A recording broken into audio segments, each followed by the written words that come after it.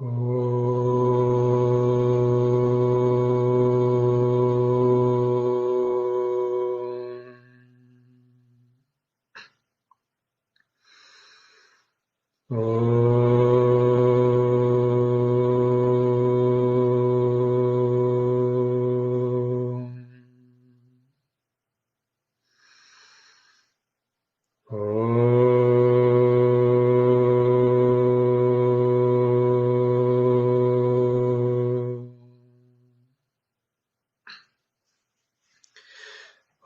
Namah Shivaya Gurave Satchidanandamurtaye Nisprapanchaya Shantaya Niralambaya Te Yase Shri Sadgurudeva Te Namaha Shri Babayaranga Te Namaha Shri Tirakswami Paramahamsa Te Namaha Shri Shankara Tiraka Swami Paramahamsa Te Namaha.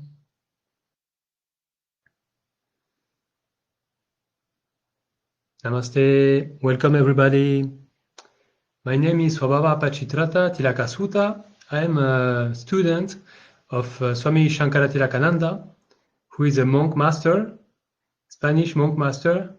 He has been monk master for 42 years now, and he dedicates his life to teach to people like me or like you through me. The teaching of the ancient rishis, who are the yogi of the previous ages of the humanity. And so today we are going to speak about why vegetarianism is the best eating option. So we are what we eat. According to the anatomy, yogic anatomy, we have three bodies. The first body is the Stula Sharira, the physical body. The second body is Sukshma Sharira.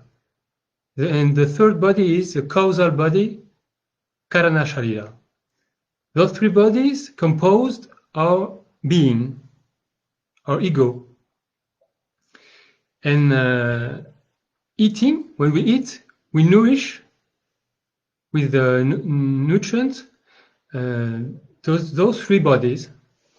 So the gross part of the food goes to the Stula Sharira, to the physical body. The subtle part to the Sukshma Sharira, and the more subtle part to the Karana Sharira.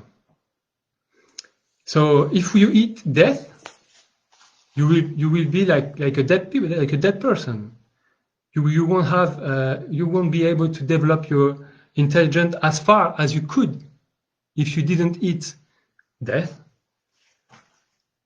In fact, some of the Greek, like Pythagore,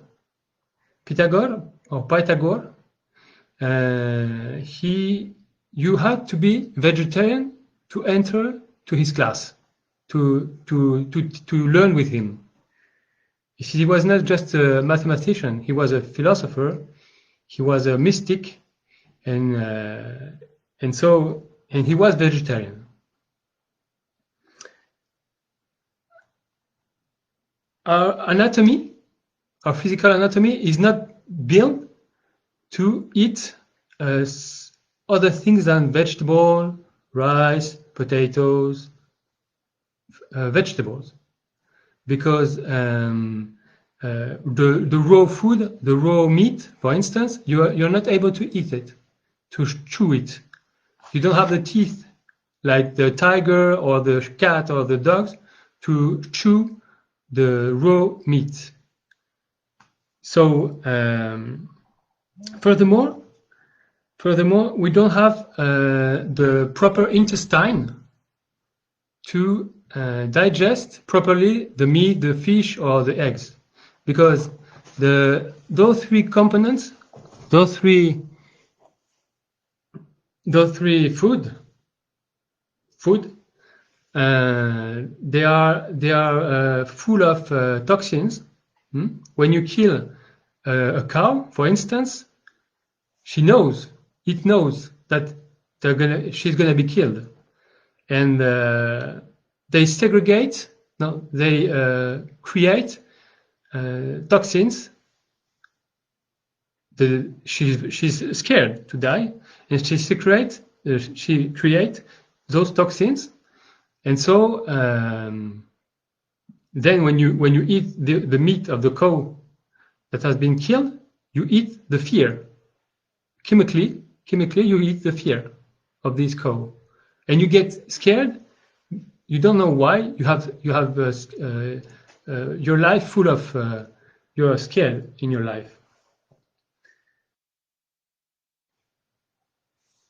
The matter can be divided in three modalities. So first, the matter can be sattvic. It's called sattvic. Sattvic is the pure vibration of the matter. The mind is also matter. It's also made from matter. So when you are balanced in your mind, when you feel well, you feel equilibrated, you are in a sattvic mode.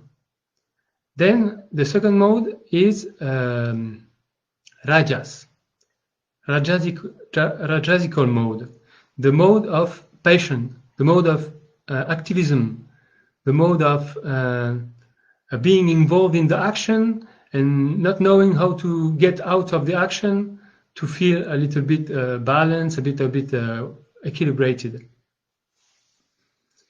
And the third is tamas, tamoguna. The modalities of the matter are called gunas. Sattva-guna, Raja-guna, Tamoguna. And Tamoguna is the degenerated mode of matter. It goes to when you go to tamas, you go to darkness, to ignorance, to degeneration. And so the food has also those properties: sattvic, rajasic, and tamasic.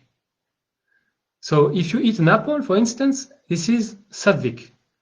An apple, it's one of the best thing to eat in your life.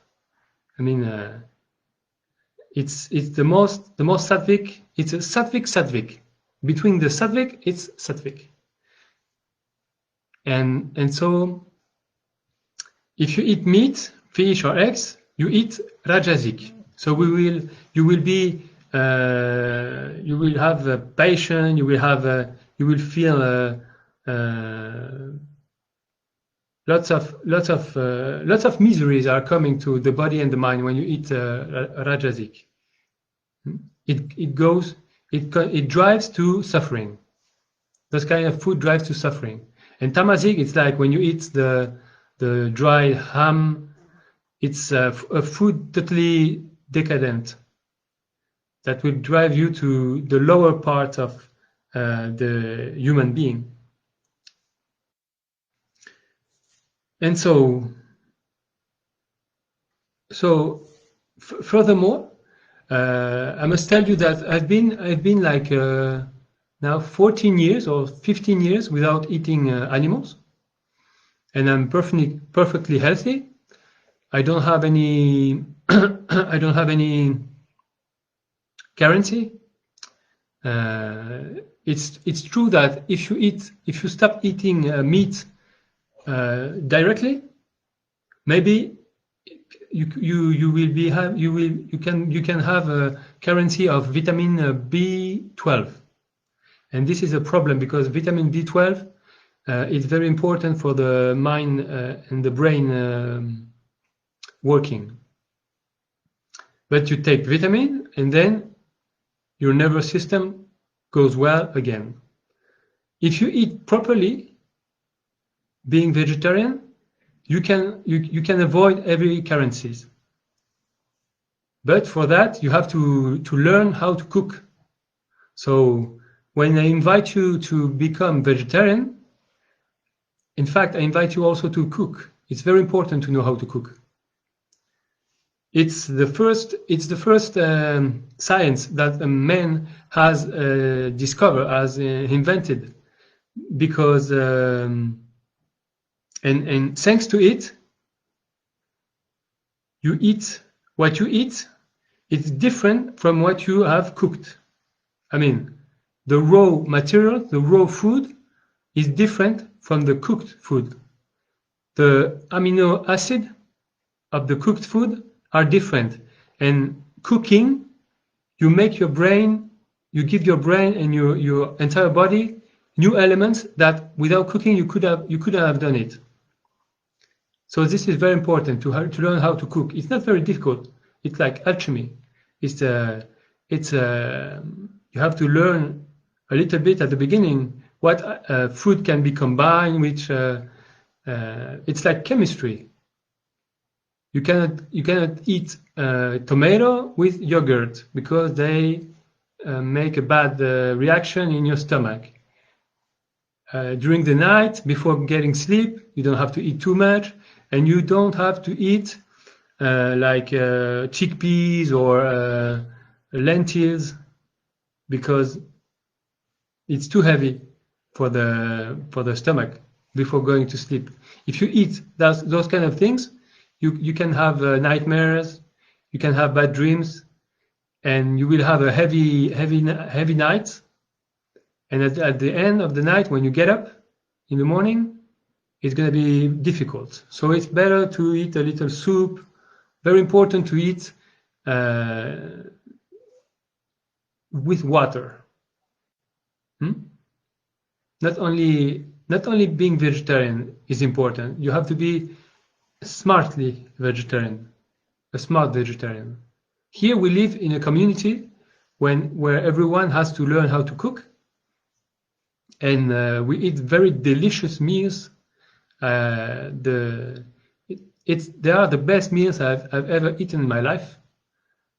When I was alone, I had to cook by myself, and now we cook by turn, and it's really enriching. So the animals, they are conscious beings. They can think, they feel pain. They have a certain central nervous system like us, and so it's very important to know that they feel more or less the same like us in terms of pain. They don't have. We have more suffering because we can imagine things more than they can, but in terms of pain, we feel the same. If you put a nail in your finger, you will feel pain in the same way. If you put a nail in the finger of a dog, he will feel pain. So the animals, as they feel pain like us, it's a pity to eat them, because we could survive without eating them and eating just vegetables, chickpeas, proteins, but not animal proteins. And so the yogis, we say that if we could eat even minerals, the rocks directly, we would eat them, because there is a hierarchy in the beings in the universe, and the minerals are less conscious than the animals, than the vegetables, than the plants, and the plants are less conscious than the animals, and the animals are less conscious than human beings, and between the human beings there are people more or less conscious. So if you can eat to survive beings that are conscious but not as much conscious as animals, why not? It's a pity to eat animals. And when you eat animals, you develop the word meat in Sanskrit. Sanskrit is a language that comes from the Indian part of the world, which was called Bharata before. it means Sanskrit. In Sanskrit means perfect. So it's a perfect language. And in Sanskrit, the word meat is translated by what you do to me, I do it to you. So if you eat me, if you make me suffer, if you make me pain, I will make you pain. And this is what happened. This is what happened when we eat animals. And I remember when I wasn't vegetarian, I was very violent because the violence I eat killing animals, not directly, but I agree with that system, makes me violent inside. And then you project this violence outside. So it's a vicious circle.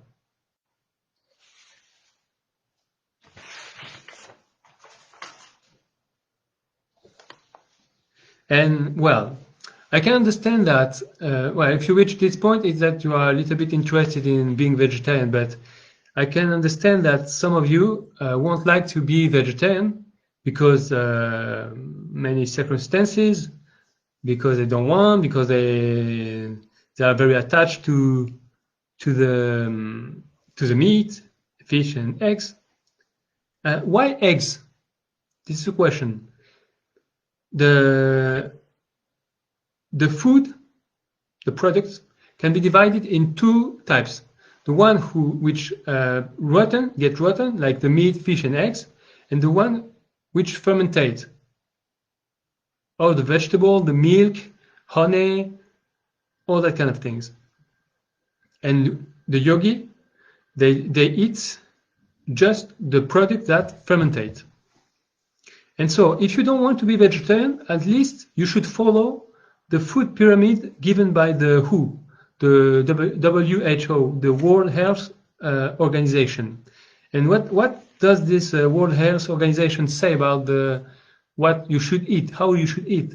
Well, in fact, at the bottom of the pyramid, it says that you should drink a lot of water, product derived from water, but not Coke and stuff, just tea, healthy products. Then the second line is vegetable, fruit and vegetable. So the most thing you have to eat in your life is fruit and vegetable. It's not like we see in the restaurant. Usually they put a little bit of vegetable to get to put a little bit of beauty in the plate, and then a big piece of meat or fish. This is totally wrong. If you want to eat fish, eggs, or meat, at least eat a little bit of them with a big plate of vegetable. So the third line is the carbohydrates, the bread, the rice, the potatoes, all that things. This is the third line. The fourth line, the proteins, chickpeas, soya beans, tofu, which is made from soya, and then at the end, well, the last one, before the last one, fat, oil, olive oil, not too much, little bit, and then the top of the pyramid is sugar, product made with sugar. But what happened? We invert this pyramid, and like now, in those time of confinement, the problem is that we have eaten before in front of the TV lots of sugar, lots of fat, lots of meat, and a little bit of vegetable, and so most of us, they are degraded in their health. We have a bad health. And I've seen that because my relatives, I've seen that many of them, they became very fat because of the confinement. And here, where I live, we didn't see the difference because we try to make healthy food and tasty food, because we don't have to neglect the pleasure in life. So maybe you don't know, but vegetarian comes from the Latin vegetus, and vegetus means strong, healthy. So someone who wants to be healthy and strong in life has to be a vegetarian, and it's not directly linked with vegetable. So this is a funny story. Well, that's it. This is what I wanted to share with you about vegetarianism. I hope you like this video, and see you next week. Hari Om.